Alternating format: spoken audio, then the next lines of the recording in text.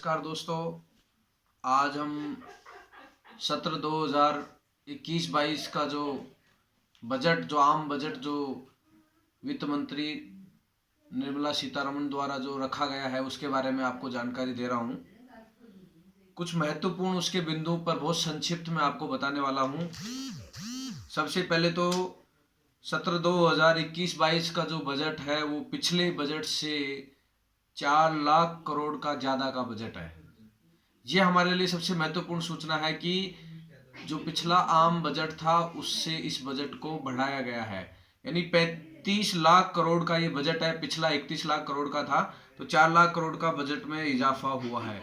देश में कोरोना की जो मार रही है, आर्थिक संकट रहा, उसके बाद भी बजट में जो ये इजाफा किया गया है, निश्चित रूप से यह बजट कल्याणकारी घोषित होने वाला है। कल्याणकारी मैं इसलिए कह रहा हूं क्योंकि इस बजट में जो सबसे महत्वपूर्ण और जो सबसे ज्यादा जो फोकस किया गया है, हेल्थ और शिक्षा पर किया गया है दोस्तों। तो हेल्थ और शिक्षा एक ऐसा विषय है जो हमारे देश में हमेशा सेवा, सरोकार और समाज के लिए हेल्थ और शिक्षा जो सबसे महत्वपूर्ण विषय माना गया है। और निश्चित रूप से कोरोना की जो मार रही थी उसके कारण हेल्थ में बहुत सुधार की आवश्यकता थी। हेल्थ सेक्टर में फिर भी भारत ने उन्नति की है, प्रगति की है, हम आगे बढ़े हैं, हम दुनिया का मार्गदर्शन करने वालों में हमारा नाम आया है। तो निश्चित रूप से हमें उम्मीद थी कि इस बजट में हेल्थ पर अच्छा हो, और हेल्थ पे इस सरकार ने 2,38,000 करोड़ रुपए का बजट केवल हेल्थ पे करने की जो घोषणा की है वो निश्चित रूप से कल्याणकारी होने वाला है। जिसमें महत्वपूर्ण हम आपको बताना चाहेंगे, पीएम आत्मनिर्भर स्वस्थ भारत अभियान का जो शुरुआत की है वो एक महत्वपूर्ण अभियान है। पीएम आत्मनिर्भर स्वस्थ भारत मिशन 64,180 करोड़ रुपए खर्च करने का लक्ष्य लिया गया है, जो कि बहुत ही महत्वपूर्ण है।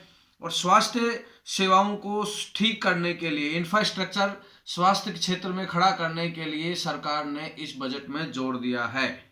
इसमें जो महत्वपूर्ण बातें हैं उनमें मैं बताना चाहूंगा, पोल्यूशन कंट्रोल के लिए भी 2,000 करोड़ रुपए का मिशन हाथ में लिया है।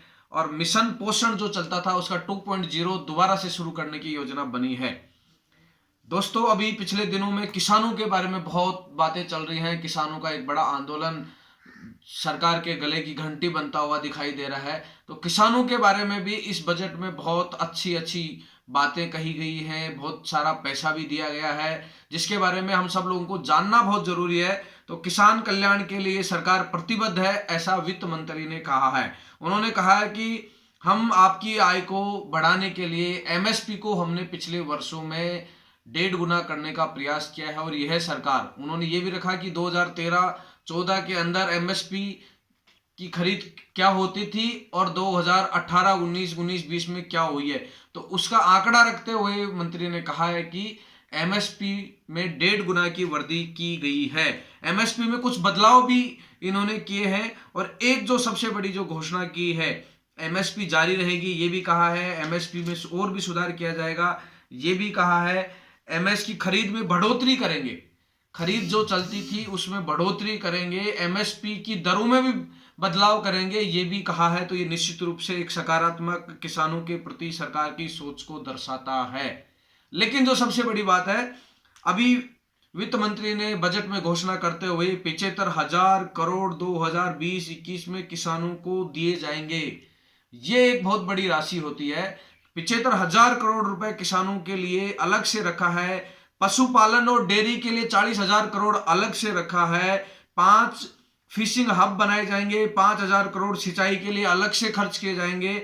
तो इस प्रकार से किसानों के लिए एक पिटारा जैसा खोला है। और निश्चित रूप से मुझे उम्मीद है कि भारत का जो किसान की जो स्थिति है, किसानों के बारे में जो भ्रम फैलाया गया है, किसानों को जो गुमराह करने का एक षड्यंत्र चल रहा है, निश्चित रूप से इस बजट से किसानों को एक आस, एक उम्मीद जगने वाली है। और हम इस बात को मान सकते हैं कि किसानों के लिए यह सरकार प्रतिबद्ध दिखाई देती है, क्योंकि उन्होंने कहा है ई नाम से 1,000 मंडियों को हम जोड़ेंगे। ई पोर्टल पर ई नाम से 1,000 मंडियों को जोड़ने का प्रावधान। तो जो लोग ये बात कह रहे थे कि मंडियां बंद हो जाएंगी, उनके लिए यह एक बात एक बहुत इंपॉर्टेंट है कि सरकार तो ई नाम से मंडियों को जोड़ने तक की योजना कर रही है। तो निश्चित रूप से इस बजट में जो किसानों के लिए जो किया गया है वो एक सकारात्मक सोच को, सरकार की किसानों के प्रति प्रतिबद्धता को दर्शाता है। दोस्तों, इसमें जो महत्वपूर्ण बातें मैंने आपको किसानों के लिए बताई है, मैंने आपको ये पहले ही समय कहा तो कि यह बजट कल्याणकारी बजट है। यह बजट जो है स्वास्थ्य पे फोकस बजट है। यह बजट जो है शिक्षा में, इस बजट में बहुत महत्वपूर्ण स्थान मिला है। इसलिए हमें समझना होगा कि पिछले दिनों आपको याद है कि अगस्त में new national education policy NEP इस सरकार ने जारी की थी कि आने वाले दिनों के लिए शिक्षा में मूलभूत परिवर्तन करने के लिए नेशनल एजुकेशन पॉलिसी। तो नेशनल एजुकेशन पॉलिसी में जो बातें कही थी उसके लिए भी बजट का प्रावधान यहाँ पर किया गया है। तो उसमें मैं आपको बताना चाहता हूँ, इन्होंने कहा है हायर एजुकेशन कमीशन बनाएंगे। हायर एजुकेशन कमीशन बनना यानी सरकार शिक्षा में मूलभूत परिवर्तन चाहती है। सरकार शिक्षा में गुणवत्ता चाहती है। सरकार चाहती है कि हमारी शिक्षा रोजगार देने वाली, रोजगार परक शिक्षा बने।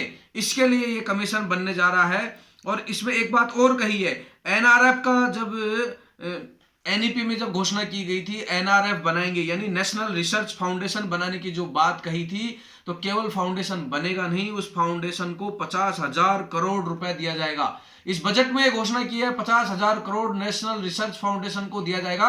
यानी देश के अंदर जो युवा, जो विद्यार्थी, जो हमारा देश का टैलेंट है, जो रिसर्च करना चाहता है, देश को आगे लाना चाहता है, देश में शोध को बढ़ाना चाहता है, उनके लिए 50,000 करोड़ का एक फंड इस बजट में दिया गया है। साथ में 758 एकलव्य स्कूल, ये भी एक बहुत इंपॉर्टेंट, हमारी प्राइमरी एजुकेशन जो है, प्राइमरी एजुकेशन के लिए 758 जो एकलव्य स्कूल जो खोले गए वो जनजाति क्षेत्र में खोले जाएंगे। और आपको आश्चर्य होगा, वो आवासीय विद्यालय होंगे, आधुनिक सुविधाओं से युक्त होंगे। सरकार ने घोषणा की है कि 40 करोड़ का बजट एक विद्यालय का होगा। आप सोच सकते हैं 40 करोड़ के बजट से एक विद्यालय, आवासीय विद्यालय ट्राइबल क्षेत्र के लिए, जनजाति क्षेत्र के लिए, एकलव्य के नाम से जो महान हमारे एकलव्य जिनको हमने पढ़ा है किताबों में, वो एकलव्य जो एक मूर्ति को अपना गुरु बनाकर शिक्षा ग्रहण करता है, उसको प्रेरणा मानकर सरकार ने ये विद्यालयों की घोषणा की है। 15,000 सरकारी स्कूलों में गुणवत्ता सुधार के लिए काम करेंगे। 15,000 सरकारी स्कूलों में गुणवत्ता सुधार के लिए। इसके साथ साथ और भी हायर एजुकेशन में सुधार के लिए भी बहुत सारे प्रावधान है। 100 सैनिक स्कूल नए खोलने की घोषणा सरकार ने की है। यह भी बहुत महत्वपूर्ण है। 100 सैनिक नए स्कूल खोलने की घोषणा की है। हायर एजुकेशन कमीशन मैंने आपको बताया है। एससी के पोस्ट मैट्रिक स्कॉलरशिप, क्योंकि बहुत सारा विद्यार्थी, गरीब तबका जो है हमारा, आर्थिक रूप से पिछड़े जो विद्यार्थी हैं, वो उनका जीवन, उनकी जो शिक्षा है जीवन की, वो छात्रवृत्ति पर निर्भर रहती है। तो छात्रवृत्ति पर निर्भर रहने वाले उन विद्यार्थियों के लिए जो एससी की जो पोस्ट मैट्रिक स्कॉलरशिप दी जाती है, 4 करोड़ छात्रों को 35,219 करोड़ रुपए इसके लिए रखे गए हैं। ये भी बहुत बड़ी राशि है। लेह में सेंट्रल यूनिवर्सिटी की घोषणा सरकार ने की है। तो इस प्रकार से एजुकेशन में एक मूलभूत परिवर्तन की जो बात की जा रही थी, उस परिवर्तन को कहीं न कहीं धरातल पर उतारने के लिए, प्रत्यक्ष रूप से साकार करने के लिए सरकार प्रतिबद्ध नजर आ रही है। क्योंकि राष्ट्रीय भाषा के लिए भी राष्ट्रीय भाषा अनुवाद मिशन की शुरुआत भी इस बजट में की गई है। तो इस प्रकार से मैंने आपको बताया किस प्रकार से किसानों के लिए, किस प्रकार से स्वास्थ्य के क्षेत्र में और किस प्रकार से एजुकेशन में ये बजट जो है हमारा कारगर साबित होता हुआ दिखाई दे रहा है। इसके अलावा बहुत सारी बातें इस बजट में हैं, जिनमें 75 से उम्र के ज्यादा जो वृद्ध हैं, जिनका जीवन पेंशन पर चलता है, उनको टैक्स फ्री रखा गया है। टैक्स के स्लैब में कोई बदलाव नहीं किया गया है। तो इस प्रकार की बहुत सारी जनगणना जो आने वाले दिनों की होने वाली है, वो डिजिटल होने वाली है। तो ऐसे अनेक विषयों के बारे में इस बजट में, और एक और जो युवाओं से संबंधित है महत्वपूर्ण सूचना, स्टार्टअप में जो जुड़ के, स्टार्टअप से जुड़ के अपना जो नया रोजगार शुरू करना चाहते हैं, अपना व्यापार जो शुरू करना चाहते हैं, तो स्टार्टअप को 31 मार्च 2022 तक टैक्स फ्री रखा है। आप आइए, अपना पैसा लगाइए, लोन लीजिए, अपना उद्योग शुरू करिए। आपको 1 साल का समय मिलेगा आपको टैक्स नहीं देना होगा। तो इस प्रकार से इस बजट में जो महत्वपूर्ण बातें थी, मुझे जो इस बजट में जो बातें अच्छी लगी वो आपके सामने इस छोटे से एक संक्षिप्त वीडियो में मैंने रखने का प्रयास किया है। निश्चित रूप से आप इसको सुनकर हमारे देश की जनता को इसके बारे में बताने का प्रयास करेंगे। जय हिंद, जय भारत, वंदे मातरम।